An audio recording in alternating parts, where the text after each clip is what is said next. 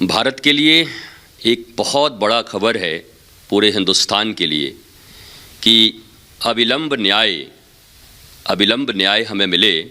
इसके लिए हमने एक आज ज़रूर विजय प्राप्त किया है।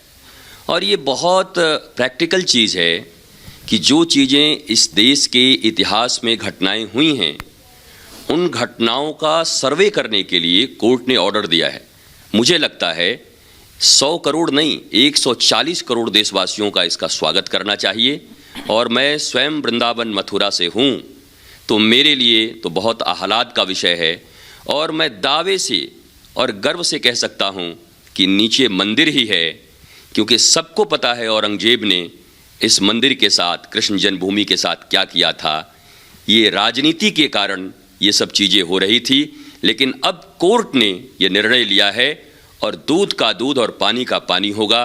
भगवान राम और कृष्ण भारत की आत्मा हैं, 140 करोड़ भारतीयों की आत्मा है।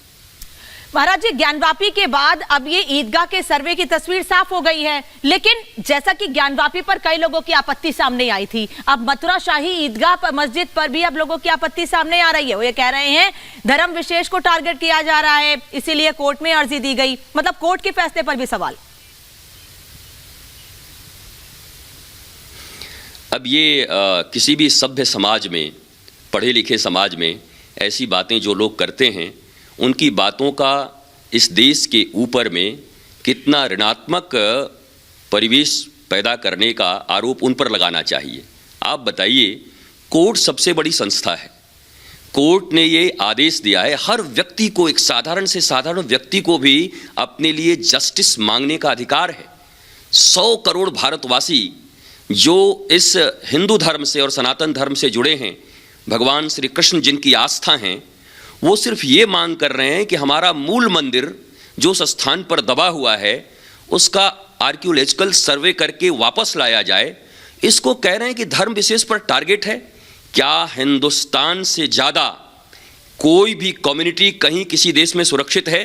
अभी कुछ दिन पहले अफगानिस्तान में वहीं के लोग हवाई जहाज के पहिए को पकड़कर भागना चाहते थे। क्या हिंदुस्तान में कभी आपने ऐसा देखा है?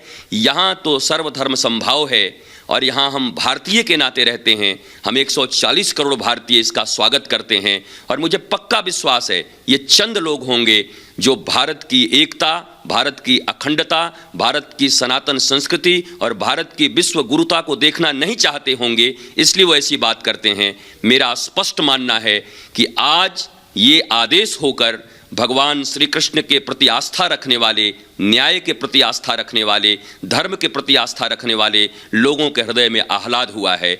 और ये निश्चय ही सामने मंदिर आएगा। मैं फिर दावे से आपको कहता हूँ, लोग पूछ सकते हैं इतना दावा कैसा? आप देखना, जब सर्वे होगा तो नीचे दबा हुआ मंदिर और मंदिर के अवशेष आपको मिलेंगे। महाराज जी, ये भी समझना चाहेंगे, शाही ईदगाह कमेटी इस पूरे फैसले के खिलाफ अभी से खिलाफत कर रही है। अभी सर्वे शुरू भी नहीं हुआ, 20 तारीख तक का समय है, उससे पहले ही खिलाफत कर रही है। अंदेशा उनको भी है कि सच्चाई कहीं गहरी है और छिपी हुई है और वो इस सर्वे में सामने आ जाएगी, इसलिए इस तरह की छटपटाहट हो रही है। कम से कम कोर्ट पर तो विश्वास रखना चाहिए। मुझे ऐसा लगता है जैसे बाबरी मस्जिद एक्शन कमेटी करती थी और आज 492 साल के बाद अयोध्या में प्रभु श्री राम का भव्य मंदिर बन रहा है, दिव्य मंदिर बन रहा है और सारे भारतवासी साथ खड़े हैं। अब ये ईदगाह एक्शन कमेटी है, इन्होंने इसका विरोध किया है। ये इंतज़ार कर लें और कोर्ट के न्याय पर जब वहाँ पे सर्वे होगा, जो चीज़ें सामने आएंगी वो स्पष्ट दिखाई पड़ेगा। कहीं ना कहीं इनको भी मालूम है, क्योंकि क्या ये भारत के इतिहास को नहीं जानते?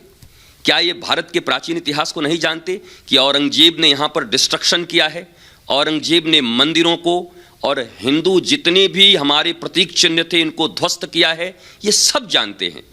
सच तो ये है, और अच्छा ये होता कि ये सारे लोग सामने आते, हम एक दूसरे के सामने खड़े होते, हाथ मिलाते और कहते कि वो लोग जो लुटेरों की तरह आकर भारत में आक्रमणकारी, आक्रांता की तरह हमारे बड़े भाइयों का नुकसान पहुंचाए, आस्था के साथ खेले, हम रिग्रेट करते हैं। और ये हम चाहते हैं कि हम मिलकर इसको भव्य और दिव्य बनाएं। ये भारतवर्ष में मस्जिदें भी उनके बहुत हैं, लेकिन राम, कृष्ण और भगवान शंकर अयोध्या, मथुरा और काशी, मैं तो शुरू से 3 ही कह रहा हूँ, ये भारत की आत्मा है। और जो भी श्रेष्ठ लोग हैं इसके पक्ष में हैं और जो भारत विरोधी लोग हैं, मैं स्पष्ट कह रहा हूँ, जो भारत विरोधी लोग हैं, जो एकता नहीं चाहते, अखंडता नहीं चाहते, प्रेम नहीं चाहते, जो चाहते हैं कि वो 57 कंट्रियों की तरह जहाँ केवल बम फूट रहे हैं, जहाँ केवल अशांति है, वहाँ ऐसे लोग यहाँ भी भारत का ऐसा निर्माण चाहते हैं। भारत शांति का राष्ट्र है, भारत विश्व गुरु है और ये फैसला भारत के 100 करोड़ नहीं 140 करोड़ वासियों को बहुत आह्लाद और आनंद दिया है। महाराज, अभी आपने भी कहा कि आप मथुरा में ही हैं, आप वृंदावन में ही हैं और आप सारी चीजों को करीब से देखते हैं और समझते हैं। मैं आपसे ये समझना चाहती हूँ कि आने वाले 26 दिन या आप कहें 25 दिन कितने महत्वपूर्ण रहने वाले हैं मथुरा वृंदावन के लोगों के लिए, सनातन धर्म के लोगों के लिए?